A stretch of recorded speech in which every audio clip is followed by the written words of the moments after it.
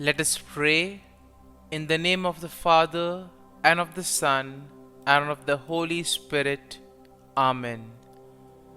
O Jesus, through the Immaculate Heart of Mary, I offer you my prayers, works, joys, and sufferings on this day for all the intentions of your Sacred Heart, in union with the holy sacrifice of the Mass throughout the world, in reparation for my sins, for the intentions of all my relatives and friends, and in particular for the intentions of the Holy Father. Amen. Let us pray for the intentions of the Holy Father for the month of May, for the formation of religious and seminarians. We pray that religious women and men and seminarians grow in their own vocations through their human, pastoral, spiritual, and community formation, leading them to be credible witnesses to the gospel. Our Father, who art in heaven, hallowed be thy name. Thy kingdom come, thy will be done, on earth as it is in heaven. Give us this day our daily bread, and forgive us our trespasses, as we forgive those who trespass against us. And lead us not into temptation, but deliver us from evil. Amen. Hail Mary, full of grace, the Lord is with you. Blessed are you amongst women, and blessed is the fruit of thy womb, Jesus. Holy Mary, Mother of God, pray for us sinners, now and at the hour of our death. Amen. Glory be to the Father, and to the Son, and to the Holy Spirit, as it was in the beginning, is now, and ever shall be, world without end. Amen. My dear friends, as we enter in the presence of the Lord, as we have decided to spend this time with the Lord this morning, let us begin by thanking the Lord for all the good things, for all the blessings, all the graces that He has given us all through our life. But sometimes we see that because of our busy schedule, or because of the activities that we are involved in, we sometimes fail to recognize all these graces that the Lord has given us. And therefore, today in a very special way, let us recognize those graces. Some of these blessings, which may appear to be quite small, quite insignificant, nonetheless we see play a very significant role in our lives. And therefore, let us close our eyes at this moment and let us praise the Lord. Let us thank Him for the gift of this day. He has woken us up this morning. He has given us good health of mind and body. He has protected us all through the night. And for this, Lord, we thank you. Lord, we also thank you for the various gifts, the various talents that you have given us.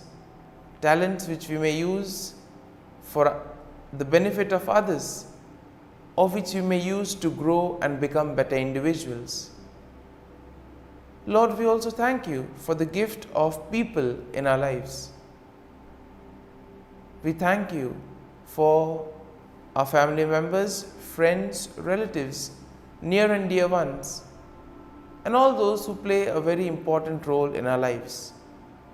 On many occasions, we have seen that it is because of the hard work, dedication of these individuals that we have developed and we have grown in our lives.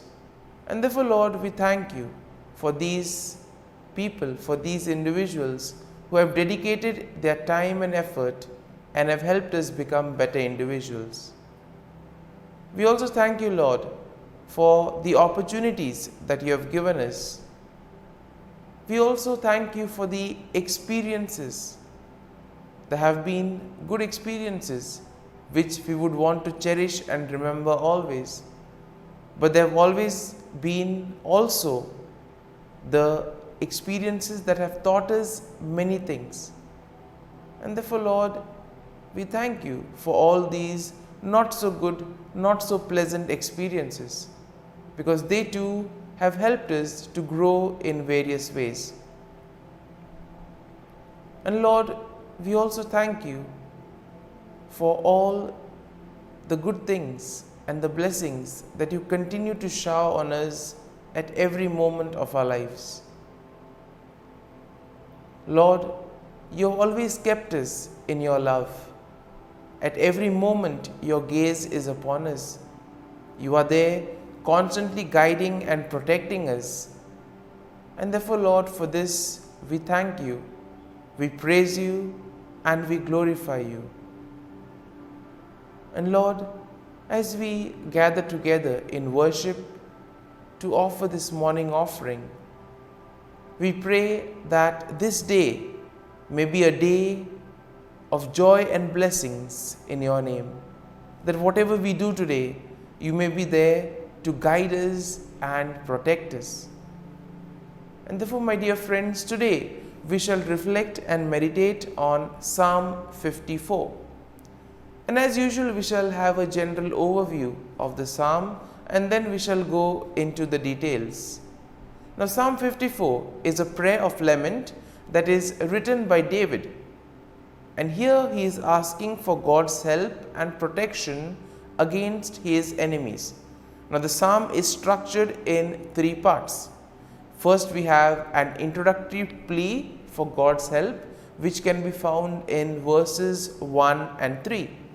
Then you have a description of David's enemies and his trust in God's protection, which we will find in verses 4 to 5. And then you have a final statement of praise and confidence in God's deliverance, which can be found in verses 6 to 7. And therefore, overall, looking at Psalm 54, we see that it expresses David's plea for God's help. And thus, David is also asking God to give him his protection against his enemies. And here we can also see the trust that David has in God's faithfulness and protection. Now we see that David contrasts God's faithfulness with the deceitfulness of his enemies, and therefore he takes refuge in God's name, knowing that he will be protected. And here we see that the psalm emphasizes the importance of turning to God in times of trouble, of having faith and trust in the Lord, and at the same time the hope and confidence that comes in trusting in God's deliverance. And therefore, verse 1 of the psalm begins with David's plea for God's help, asking God to save him by his name and vindicate him by his might. And here we see that David is in distress and he feels helpless against his enemies. And then we see that he turns to God for help. Now, verse 2 describes David's enemies. And how are they described? They are described as strangers and violent men who seek his life. Now, these enemies of David are not named, but they are likely to be associated with the time when David was fleeing from King Saul. And therefore, David notes that these enemies do not set God before them, meaning that they do not fear God or acknowledge his sovereignty. And therefore, this is a good message for us also when we are faced with difficulties, when we have difficult moments in our lives. We can always turn to God, who is ever willing to protect us. Now, verse 3 continues with David's plea for God's help. And here we see that David is asking God to hear his prayer and give ear to his word. David trusts in God's faithfulness and in his ability to answer prayers. And here we also see that David asks for God's mercy and grace in time of need. Verse 4 will then begin the second part of the psalm, in which David describes his enemies and his trust in God's protection. David notes that God is his helper and that he has always been sustained by God's power. Now David will contrast God's faithfulness with the deceitfulness of his enemies. And here we see that David sees his enemies as those who seek to harm him even though he has done them nothing wrong. Sometimes we too may have the same feeling. We have done everything right, but still there are people who persecute us, people who do evil against us. And in this time we can relate to David and see how he went about. Verse 5 continues with David's trust in God's protection, noting that God will deal with his enemies and he will destroy them in faithfulness. David trusts in God's deliverance and takes refuge in his name, knowing that God will protect him from his enemies. And therefore verse 6 now will begin the final section of the psalm, in which David expresses his confidence in God's deliverance, and therefore he gives thanks to God for his help. David notes that God has delivered him from every trouble, and therefore he will look with satisfaction on his enemy's downfall. And verse 7 will conclude the psalm with a statement of praise and confidence in God's deliverance.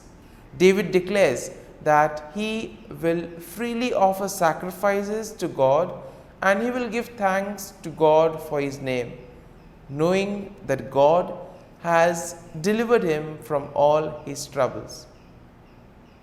And therefore, my dear friends, as we reflect on Psalm 54, as we allow the psalm to sink in, to take root in us, let us now focus our attention on a particular thought or a particular verse that would have touched us. And let us remain with that verse, let us remain with that thought, allowing the Lord to guide us, allowing the Lord to show us what is the right path that He has chosen for us. And therefore, my dear friends, as we continue to reflect on this psalm, let us ask the Lord to be with us, guide us, and show us the way.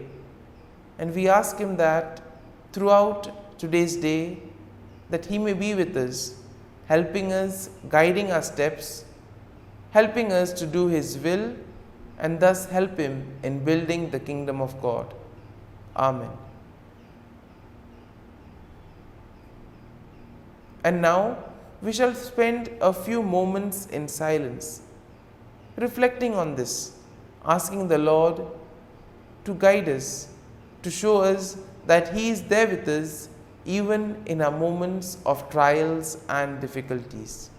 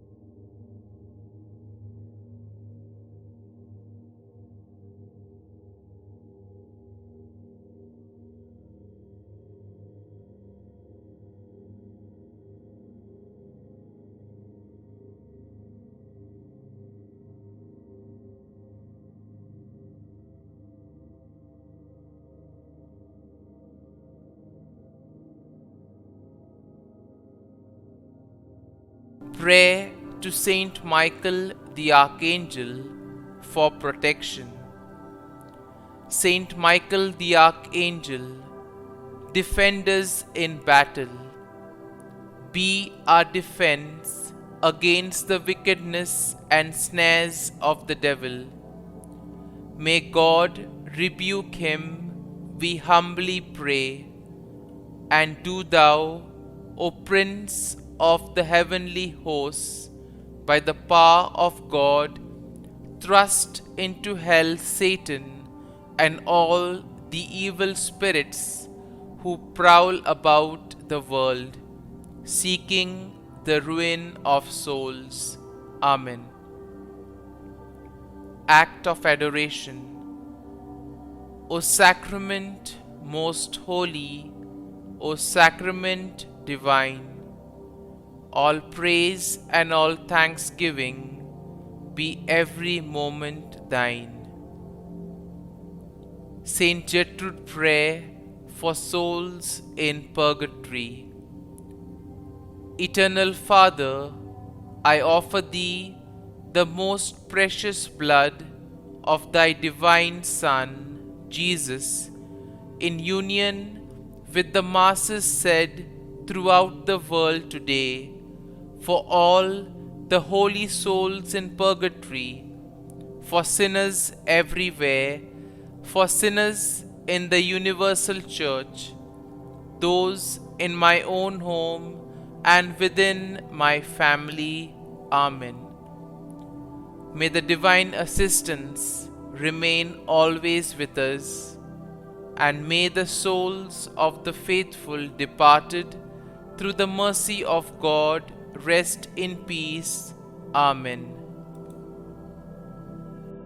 Glory be to the Father, and to the Son, and to the Holy Spirit, as it was in the beginning, is now, and ever shall be, world without end.